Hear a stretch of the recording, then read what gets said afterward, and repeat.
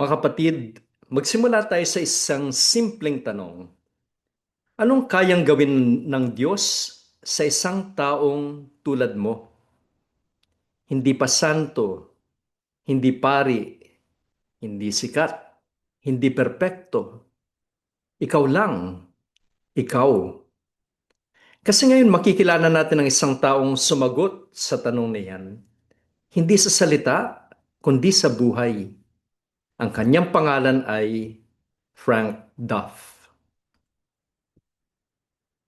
Si Frank Duff ay isinilang sa Dublin, sa Ireland. Karaniwang tao, may trabaho sa gobyerno, mahilig sa sports, may sariling pangarap, walang kakaiba. Pero isang araw, nagbago ang lahat. Nakita niya ang kahirapan. At kapag nakita mo ang paghihirap ng kapwa, hindi ka na makakabalik sa dati mong buhay. Kapag nahipo mo ang sugat ni Kristo sa mahihirap, magbabago ang puso mo. Itong si Frank Duff, sumali siya sa Society of Saint Vincent de Paul. Doon, hindi lang siya natutong tumulong. Natuto siyang magmahal. May pagkakaiba yung dalawa. Yung pagtulong, pwedeng malayo. Yung pagmamahal, kailangang malapit. Yung pagtulong, nagbibigay ng bagay. Yung pagmamahal, nagbibigay ng sarili. At si Frank Duff, ibinigay niya ang kanyang sarili. Noong 1921, kasama yung ilang kababaihan at isang pari, tinatag niya ang tinatawag nating Legion of Mary. Isipin ninyo, walang entablado, walang kamera, walang palakpakan. Isang maliit na grupo lamang. Pero may panalangin, may tiwala, may oo. At mula sa maliit na oo, umabot sa buong mundo ang kanyang misyon. Ano yung sikreto ni Frank Duff? Hindi talino, hindi kapangyarihan, kundi ang kanyang malalim na pananalig sa Espiritu Santo at kay Maria.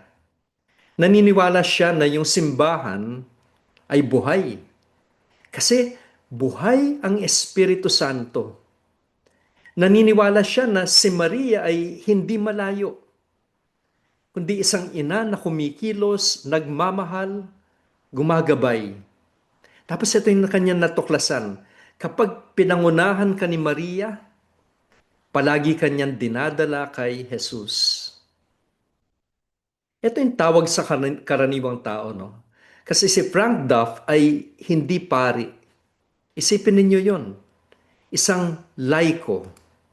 Pero, binago niya ang mundo. Bakit?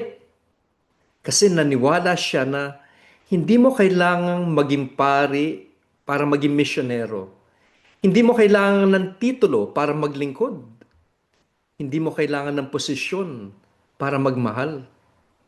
Hindi mo kailangan ng kasikatan para makagawa ng kabutihan.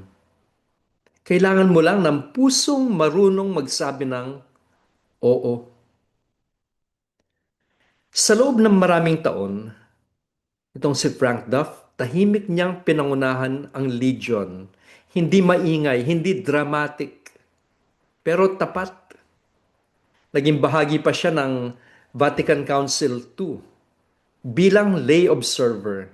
Tingnan niyo yun, no? Isang laiko kasama ng mga obispo, lahat ng obispo mula sa iba't ibang bahagi ng mundo. Isang laiko siya. Pero bakit? Kasi yung tunay na authority, ito'y nagmumula sa kabanalan. May tanong po ako sa inyo. Ano ang nagpapadakila sa tao? Hindi pera, hindi kapangyarihan, hindi kasikatan, kundi ito, ang lubos na pagtitiwala sa Diyos. Ulitin ko ha, ano yung nagpapadakila sa tao? Ang lubos na pagtitiwala sa Diyos. Si Frank Duff, naniwala siya na yung maliliit na bagay ay mahalaga. Naniwala siya na yung ordinaryong tao ay kayang gumawa ng pambihira. Naniwala siya na yung Diyos ay kumikilos sa kahinaan. Ito yung hamon sa atin, mga kapatid. Hinahangaan natin ang mga tulad ni Frank Duff. Pero minsan hanggang paghanga lang tayo, hindi tayo kumikilos. Kaya ito yung tanong natin sa sarili natin. Ano ang oo natin sa Diyos? Ano yung oo na yon? Pagdalaw ba sa may sakit? Pagtulong sa simbahan? Pagmamahal sa pamilya? Pagiging mabuti sa simpleng paraan? Huwag mong maliitin ang maliit na simula. Dahil doon nagsisimula ang himala. Isipin mo si Maria, no? Naglalakad sa inyong lugar, tahimik, mapagmahal, at hahanapin niya ang tutulong sa kanya. At titigil siya, siguro kakatok siya sa pintuan mo. O kaya titigil siya sa harapan mo, ngumingiti, at sasabihin niya, "Anak, sasama ka ba sa akin?" Si Frank Duff, namatay siya noong 1980, marahil ah, sinilang na ang karamihan sa inyo, no? Noong 1980, doon siya namatay. Tahimik, tapat. Pero ang kanyang buhay, patuloy na nagsasalita dahil yung kabanalan hindi mamamatay. Ito ay kumakalat. Bilang pangwakas, ito yung panalangin natin.